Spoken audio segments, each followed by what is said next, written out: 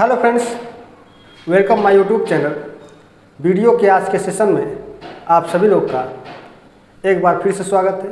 Video के आज के सेशन में हम लोग जनसंख्या के सिद्धांत से संबंधित एक मॉडल को पढ़ेंगे जो कि नोटे स्टीन के द्वारा दिया गया मॉडल है। इसे जननांकिकी संक्रमण सिद्धांत के नाम से जाना गया है। आइए हम लोग आज की वीडियो के सेशन में हम लोग जननांकिकी संक्रमण सिद्धांत के बारे में जानेंगे। यदि बात की जाए जननांकिकी संक्रमण सिद्धांत के बारे में, तो यह सिद्धांत जन्म दर और मृत्यु दर के कालिक परिवर्तनों को दर्शाता है। यानी कह सकते हैं कि जन्म दर और मृत्यु दर के कालिक परिवर्तनों पर यह आधारित होता है और किसी देश की जनसंख्या विकास का सामान्य विश्लेषण प्रस्तुत करता है। तो कोई भी देश है, उस देश की जनसंख्या का एक सामान्य विश्लेषण प्रस्तुत करेगा जननांकिकी संक्रमण सिद्धांत, और यह जन्म दर और मृत्यु दर के कालिक परिवर्तनों पर आधारित होता है। वहीं दूसरी तरफ यह सिद्धांत दीर्घकाल में हुए जनसंख्या परिवर्तन को भी दर्शाता है और जनसंख्या के विकास को स्पष्ट करता है। यह आर्थिक और प्रौद्योगिकी विकास और जनसंख्या के विकास में संबंध स्थापित करता है। तो आर्थिक और प्रौद्योगिकी तथा जनसंख्या विकास के मध्य यह क्या करता है, संबंध को स्थापित करता है। यदि बात की जाए जनसंख्या संक्रमण सिद्धांत के बारे में, तो सर्वप्रथम जननांकिकी संक्रमण सिद्धांत का जो मूल प्रतिपादन किया था वो नोटे स्टीन ने सन 1945 ईस्वी में किया था। नोटे स्टीन ये पश्चिमी यूरोपीय देशों के अनुभव पर आधारित अपने मॉडल को दिया था और वहाँ पर पश्चिमी यूरोपीय देशों के जनसंख्या के जन्म दर और मृत्यु दर में होने वाले परिवर्तनों पर यह आधारित रहा है। यदि बात की जाए जननांकिकी संक्रमण सिद्धांत की, तो इसे विभिन्न विद्वानों द्वारा भिन्न भिन्न अवस्थाओं में बताया गया है। जैसे यदि बात करें, आप लोग नोट भी करते रहिए। बोर्ड देखिए खाली है नहीं, मैं कहीं लिख नहीं पाऊँगा, थोड़ा बहुत कहीं जगह खाली है तो मैं लिख दूँगा। यदि बात करें तो थॉम्पसन और नोटे स्टीन ने जनसंख्या संक्रमण सिद्धांत, यहाँ पे मैं लिख दे रहा हूँ, थॉम्पसन और नोटे स्टीन ने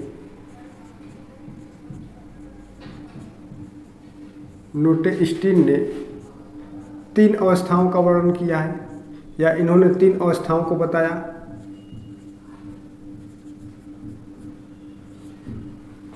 जननांकिकी संक्रमण सिद्धांत के संदर्भ में थॉम्पसन और नोटे स्टीन ने इस अवस्था को तीन प्रकारों में बताया।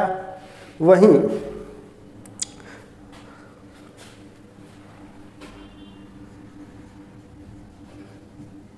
कार्ल सॉक्स और ट्रिवार्था ने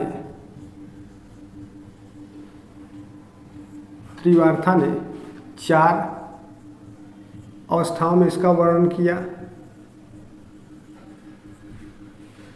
और दूसरी तरफ देखा जाए तो ब्लेकर और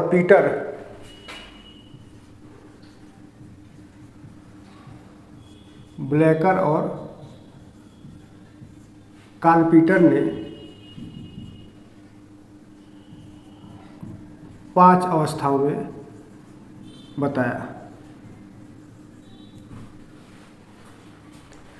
तो जननांकिकी संक्रमण सिद्धांत या डेमोग्राफिक ट्रांजिशन थ्योरी को थॉम्पसन और नोटे स्टीन ने 3 अवस्थाओं में बताया कि इसकी 3 अवस्थाएं होती है, फर्स्ट, सेकेंड और थर्ड। कार्ल सॉक्स और ट्रिवार्था ने 4 अवस्था बताई, ब्लेकर और पीटर ने 5 अवस्था बताई।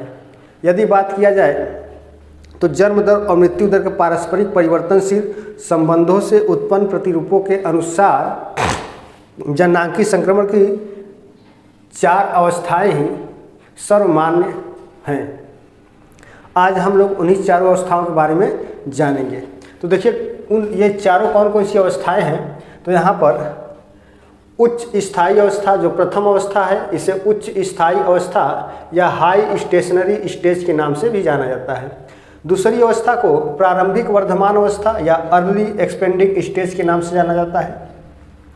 तीसरी अवस्था को उत्तर वर्धमान अवस्था या इसी को लेट एक्सपेंडिंग स्टेज के नाम से जाना जाता है। और जो चौथी अवस्था होती है इसे निम्न स्थायी वाली अवस्था या लो स्टेशनरी स्टेज के नाम से जाना जाता है। यहाँ एक डायग्राम के माध्यम से इन चारों अवस्थाओं के बारे में बताया जाएगा। आप लोग कलम और कापी लेकर के बैठें, इसको नोट करते रहें, ठीक है। पूरा बोर्ड भरा हुआ है, मैं कहीं लिख नहीं पाऊँगा। मैं जहाँ नोट करने वाली चीज़ होगी वहाँ पर मैं आपको इंडिकेट कर दूंगा, आप इसको नोट कर सकते हैं। बाकी आपका काम इसी से हो जाएगा। यह एक रेखा चित्र डायग्राम है, इसके माध्यम से हम लोग समझेंगे इन चारों अवस्थाओं के बारे में। अब देखा जाए तो यहाँ पर देखिए 1 कॉलम 2 3 4 कॉलम, 4 कॉलम हैं। इन चारों कॉलम में पहला कॉलम प्रथम अवस्था को फर्स्ट स्टेज को प्रदर्शित करता है, दूसरा कॉलम सेकेंड स्टेज को प्रदर्शित करता है, तीसरा कॉलम थर्ड स्टेज को प्रदर्शित करता है यानी कि तीसरी अवस्था, और चौथा कॉलम चतुर्थ अवस्था को यानी कि फोर्थ स्टेज को प्रदर्शित करता है। अब इसके अलावा आपको अन्य चीज़ें भी दिखाई दे रही होंगी। यहाँ पे देखिए ये 45, 40, 35, 30, 25, 20, 15, 10 ये जनसंख्या है। मैंने लिखा नहीं, ये क्या है आपका, ये जनसंख्या है। जनसंख्या ये प्रति हजार, ये जनसंख्या प्रति हजार है, यानी 45,000, 40,000, 35,000, 30,000, 25,000, 20,000, 15,000, 10,000, ठीक है। अब यहाँ पर 3 चीज़ें दिखाई दे रही हैं। यहाँ पर सबसे पहले आप देखिए तो ये एक मोटे कलर से आपको ब्लैक कलर से दिखाई दे रहा होगा, ये कुल जनसंख्या को प्रदर्शित करता है। तो ये जो लाइन है ये कुल जनसंख्या को प्रदर्शित करता है। और वहीं रेड कलर की जो लाइन है, यहाँ पर आप रेड कलर देख रहे हैं, ये रेड कलर की लाइन कुल जनसंख्या के मृत्यु दर को प्रदर्शित करता है। वहीं ब्लू कलर का जो लाइन है ये कुल जनसंख्या के जन्म दर को प्रदर्शित करता है। इतनी बातें क्लियर हो गई तो अब हम लोग अब आगे चलते हैं। देखिए अब पहली अवस्था, इसे उच्च स्थायी वाली अवस्था के नाम से जाना जाता है। उच्च स्थायी अवस्था, तो इस अवस्था में जन्म दर और मृत्यु दर, देखिए ये जन्म दर है ब्लू कलर और रेड कलर मृत्यु दर। तो इस अवस्था में जन्म दर और मृत्यु दर दोनों ही उच्च होते हैं, यानी कि जन्म दर और मृत्यु दर दोनों ही क्या होते हैं, ऊंचे होते हैं, अधिक होते हैं।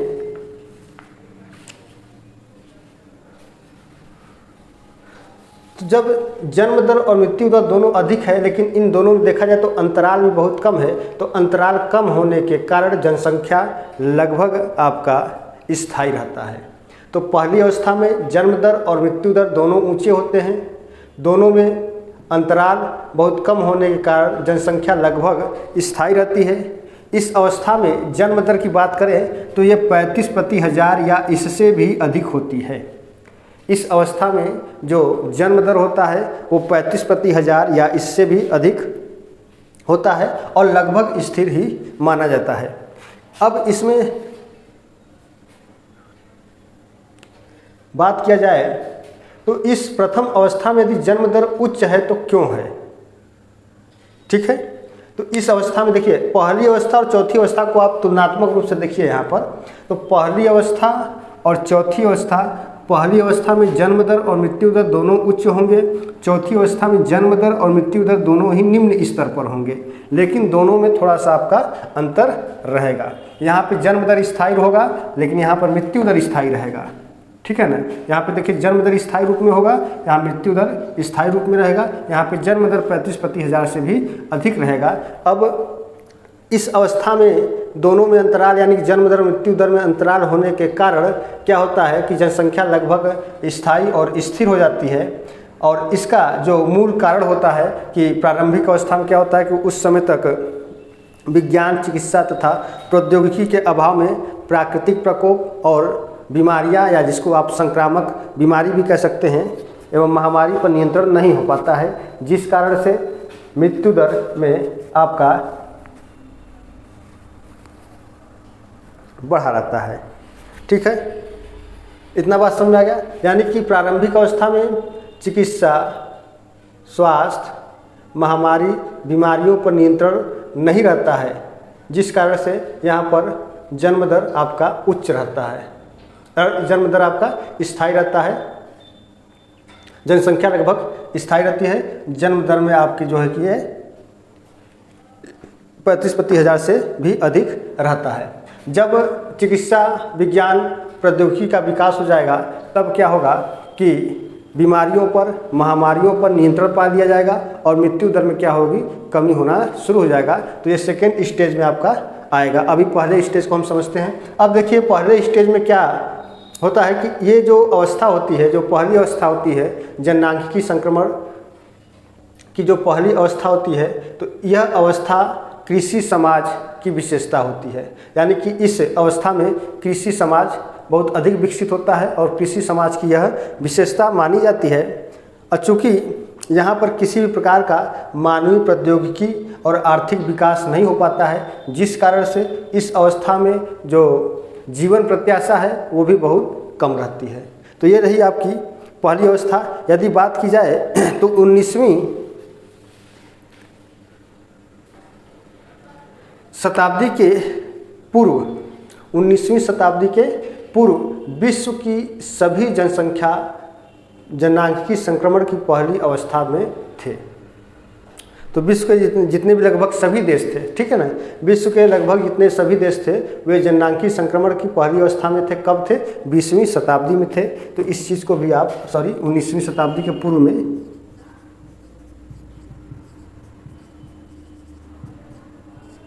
19वीं शताब्दी के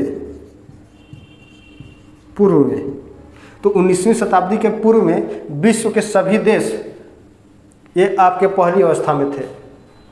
अब चलिए हम लोग चलते हैं सेकेंड स्टेज यानी कि दूसरी अवस्था।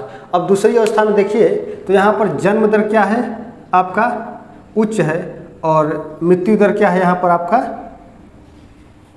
निम्न है। ठीक है, तो जन्म दर उच्च रहता है और मृत्यु दर में क्या होता है, ह्रास होता है। तो द्वितीय अवस्था जिसे आप प्रारंभिक वर्धमान अवस्था या अर्ली एक्सपेंडिंग स्टेज के नाम से जानते हैं, यह जननांगिकी संक्रमण की द्वितीय अवस्था होती है। इसमें जन्म दर उच्च लगभग स्थायी होती है, लेकिन मृत्यु दर में तीव्र ह्रास होता है। मृत्यु दर में क्या होता है, तीव्र ह्रास होता है, जिससे कुल जनसंख्या में क्रमशः क्या होती है, वृद्धि होती चली जाती है। तो यहाँ पर जन्म दर उच्च रहता है और मृत्यु दर में क्या होता है, ह्रास होता है, और जिससे कुल जनसंख्या में वृद्धि होती चली जाती है। यदि आप देखें तो यहाँ पर जो जन्म दर है,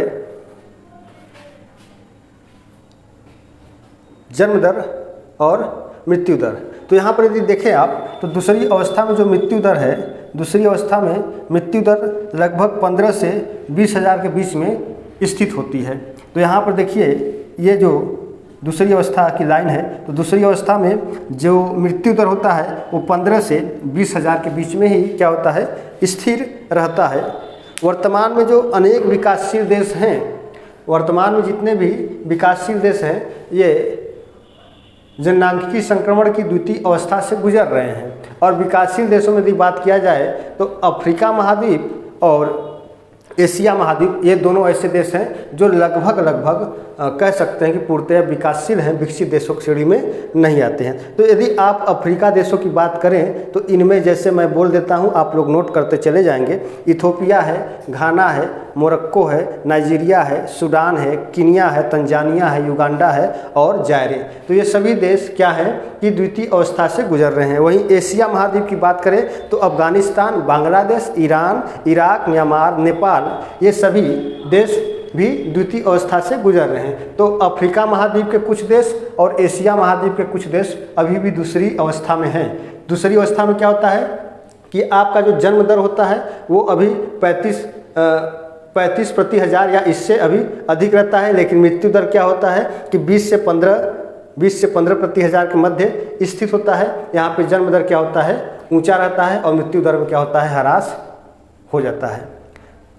अब यदि बात किया जाए तो भारत 70 के दशक में इस अवस्था में था, यानी कि भारत 70 के दशक में जननांगिकी संक्रमण के द्वितीय अवस्था से गुजर रहा था।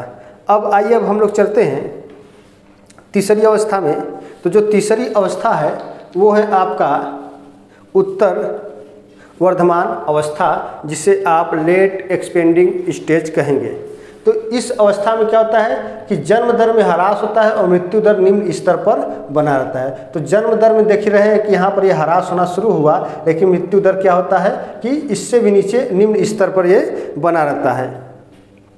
इस अवस्था में जन्म दर बात करें तो 20 प्रति हजार से ऊपर रहती है, और किंतु जो मृत्यु दर है वो 15 प्रति हजार से भी कम पाई जाती है। तो इस अवस्था में देखें, तीसरी अवस्था में देखा जाए तो जो जन्म दर है, जो ब्लू कलर की लाइन है, तो ये जन्म दर 20 प्रति हजार से ऊपर रहता है, और जो मृत्यु दर है वो 15,000 से भी क्या रहता है, वो नीचे पाया जाता है या 15,000 से भी कम होता है। और इस अवस्था में देखा जाए तो औद्योगिक और नगरीय समाज विकसित हो जाता है। तो इस अवस्था में औद्योगिक और नगरीय समाज विकसित हो जाता है, साथ ही साथ मानवीय प्रौद्योगिकी का भी विकास बहुत अधिक हो जाता है। यह अवस्था जो है कि मुख्य रूप से विकसित, तीसरी अवस्था की बात हो रही है ना, हाँ। तो यह अवस्था मुख्य रूप से जो है कि अफ्रीका, एशिया और लैटिन अमेरिका के विकासशील देशों में पाई जाती है। ठीक है, तो इस अवस्था में धीरे धीरे नगरीय और औद्योगिक समाज विकसित हो जाते हैं। यह लैटिन अमेरिका, अफ्रीका और एशिया के कुछ देशों में ये अवस्थाएं अभी भी कायम हैं। यदि बात किया जाए अफ्रीका में, तो अल्जीरिया, मिस्र और दक्षिण अफ्रीका। अफ्रीका में अल्जीरिया, मिस्र और दक्षिण अफ्रीका जननांगिकी संक्रमण की तृतीय अवस्था से गुजर रहे हैं। वहीं एशिया में यदि बात की जाए तो भारत, ठीक है, ये सवाल पूछा जाता है कि जननांगिकी संक्रमण की किस अवस्था में वर्तमान समय में भारत गुजर रहा है। तो जननांगिकी संक्रमण की तीसरी अवस्था में वर्तमान समय में भारत गुजर रहा है। तो एशिया में मलेशिया है, भारत है, फिलीपींस है, श्रीलंका है, थाईलैंड है और तुर्की है। एशिया महाद्वीप में फिलीपींस, थाईलैंड, भारत, बांग्लादेश, श्रीलंका और तुर्की देश आते हैं। लैटिन अमेरिका के अंतर्गत यदि बात की जाए तो अर्जेंटीना है, ब्राज़ील है, चिली है, कोलंबिया है, मैक्सिको है, पेरू है और वेनेजुएला है। ठीक है, Brazil, Mexico, Peru, Chile, Venezuela, Mexico हो गया, और वेनेजुएला, पेरू, चिली, ये सभी क्या लैटिन अमेरिकी देश हैं और ये सभी तीसरी अवस्था से गुजर रहे हैं। यदि चौथी अवस्था की बात की जाए तो यहाँ पे फोर्थ स्टेज है, और चौथी अवस्था में देखा जाए तो जन्म दर और मृत्यु दर दोनों ही क्या होते हैं, निम्न स्तर पर हो जाते हैं। यहाँ पर जन्म दर और मृत्यु दर दोनों ही निम्न स्तर पर हो जाते हैं, लेकिन जो जनसंख्या होती है लगभग स्थायी रहती है और जनसंख्या लगभग रुक सी जाती है। यहाँ पे जनसंख्या लगभग स्थायी होती है और जनसंख्या लगभग रुक सी जाती है। देखिए यहाँ पे कुल जनसंख्या है, यहाँ पे जनसंख्या धीरे धीरे यहाँ पे बढ़ रहा है। चौथी अवस्था में आकर के जनसंख्या लगभग स्थिर हो जाती है और लगभग रुक सी जाती है। यहाँ इस अवस्था में जन्म दर और मृत्यु दर दोनों ही निम्न स्तर पर होते हैं। जन्म दर की तुलना में जो मृत्यु दर होता है वो अधिक स्थिर होता है। आप देखिए कि यहाँ पे जन्म दर में कुछ न कुछ आपकी कमी और वृद्धि हो रही है, लेकिन जो मृत्यु दर है लगभग स्थिर रहता है। क्यों रहता है? क्योंकि इस अवस्था में विज्ञान, चिकित्सा, मानव प्रौद्योगिकी का इतना अधिक विकास हो चुका रहता है कि अब यहाँ पर सभी प्रकार की संक्रामक बीमारियों पर लोग नियंत्रण पा लिए रहते हैं, और मृत्यु जो होती है, जो मृत्यु में अचानक वृद्धि हो जाती है या अचानक बहुत कम हो जाती है, तो उस मृत्यु पर भी नियंत्रण लोगों का हो जाता है, और एक तरीके से जो मृत्यु दर होता है वो लगभग स्थायी और स्थिर हो जाता है। साथ ही साथ यदि देखा जाए तो इसी स्तर पर मानवीय प्रौद्योगिकी के साथ साथ आपका जो स्तरीय पोषण है ये भी विकसित हो जाता है, और इन दोनों के कारण बीमारियों एवं अस्वस्थता पर क्या रहता है, लोगों का नियंत्रण हो जाता है।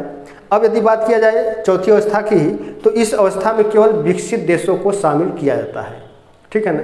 विकसित देश अब कौन कौन से हो सकते हैं? तो यूरोपीय कंट्री, तो यूरोप महाद्वीप के लगभग जितने भी देश हैं सभी विकसित देश हैं। उत्तरी अमेरिका महाद्वीप में आप यूएसए को और कनाडा को ले सकते हैं। फिर उसके बाद आप चले आइए ऑस्ट्रेलिया और न्यूजीलैंड, तो इनको भी आप इसमें शामिल कर सकते हैं। तो चौथी अवस्था में यूरोपीय महाद्वीप के लगभग सभी देश, उत्तरी अमेरिका में संयुक्त राज्य अमेरिका और कनाडा, उसके बाद आप चले आइए ऑस्ट्रेलिया और न्यूजीलैंड, तो ये सभी ये सभी जो देश होंगे ये चौथी अवस्थाओं में पाए जाएंगे। अब उसके बाद देखा जाए तो रूस भी इसी अवस्था में आएगा, ठीक है ना। तो रूस सहित जितने भी यूरोपीय देश होंगे ये सभी जो है कि जननांगिकी संक्रमण की चौथी अवस्था में आएंगे। अब इस चौथी अवस्था में एशिया महाद्वीप के कुछ 2 देशों को भी आप शामिल कर सकते हैं, जो कि चीन और जापान होगा, और एशिया महाद्वीप का एकमात्र विकसित देश जापान है, ठीक है। तो इसमें जापान को भी शामिल किया जाता है और चीन को भी शामिल किया जाता है। क्यों? क्योंकि इस अवस्था में मानवीय प्रौद्योगिकी का इतना विकास हो चुका रहता है कि तकनीकी विकास भी चरम सीमा पर रहता है। तो यदि बात करें तो चाइना और जापान दोनों तकनीकी विकास में बहुत अग्रणी हैं। अब वहीं देखा जाए तो यूरोप के कुछ देशों के नाम मैं ले लेता हूं, जैसे ग्रेट ब्रिटेन है, फ्रांस है, जर्मनी है, इटली है, पोलैंड है, बेल्जियम है, स्वीडन है, हंगरी है, चेक गणराज्य है, यूक्रेन है, स्पेन है। ये सभी यूरोप महाद्वीप के जो देश हैं ये चौथी अवस्था में आएंगे। उसके बाद एशिया में जापान और चीन आ जाएगा, ऑस्ट्रेलिया और न्यूजीलैंड है, और वहीं दूसरी तरफ देखा जाए तो यूएसए और कनाडा है, ठीक है। तो इस चौथी अवस्था में देखा जाए तो औद्योगिकरण, नगरीकरण और तकनीकी विकास अधिक हो चुका रहता है। तो यहाँ पर इन देशों में देखा जाए तो औद्योगिकरण का भी विकास बहुत अधिक है, नगरीकरण का भी विकास बहुत अधिक है, और तकनीकी विकास का भी बहुत अधिक विकास हो चुका है। तो ये आज हम लोगों ने जनसंख्या से संबंधित सिद्धांतों के अंतर्गत एक मॉडल को हम लोगों ने पढ़ा, जिसका नाम था जननांगिकी संक्रमण सिद्धांत। यह नोटे स्टीन के द्वारा दिया गया था। चूँकि थॉम्सन और नोटे स्टीन दोनों थे, 1939 में थॉम्सन ने और 45 में नोटे स्टीन ने दिया था, लेकिन इस सिद्धांत के जो प्रतिपादन करता है वे नोटे स्टीन ही कहलाते हैं, जिन्होंने 1945 में इस सिद्धांत का प्रतिपादन किया। आप लोग इसका एक शॉर्ट नोट्स अपना तैयार कर लेंगे, और आप लोगों को वीडियो कैसी लगी आप लोग कमेंट में ज़रूर बताइएगा। वीडियो अच्छी लगी हो तो आप लोग वीडियो को लाइक करिए, शेयर करिए। यदि आप लोग चैनल पर पहली बार आए हैं तो चैनल को ज़रूर सब्सक्राइब करें। दोस्तों, आज के वीडियो के सेशन में बस इतना ही। कल अब हम लोग जनसंख्या सिद्धांत के अन्य मॉडलों पर भी डिस्कस कर लेंगे, जैसे उनमें से हो जाएगा आपका एक माल्थस का जनसंख्या सिद्धांत, ठीक है। तो माल्थस का जनसंख्या सिद्धांत और एक हो जाएगा अनुकूलतम जनसंख्या सिद्धांत। इन दोनों को हम लोग पढ़ लेंगे तो लगभग आपका जो मानव भूगोल से संबंधित जो जनसंख्या भूगोल का टॉपिक है वो लगभग समाप्त हो जाएगा। अब इसके बाद हम लोग चलेंगे सेटलमेंट ज्योग्राफी में, यानी कि अधिवास भूगोल के अंतर्गत चलेंगे। और इस अधिवास भूगोल में आप लोगों को 2 प्रकार के अधिवास को पढ़ने को मिलेगा, एक ग्रामीण अधिवास और दूसरा नगरीय अधिवास, यानी कि रूरल सेटलमेंट और अर्बन सेटलमेंट, ठीक है। आज के वीडियो के सेशन मित्रों बस इतना ही। वीडियो अच्छी लगी हो तो वीडियो को लाइक करिए, शेयर करिए, चैनल को सब्सक्राइब करें। धन्यवाद।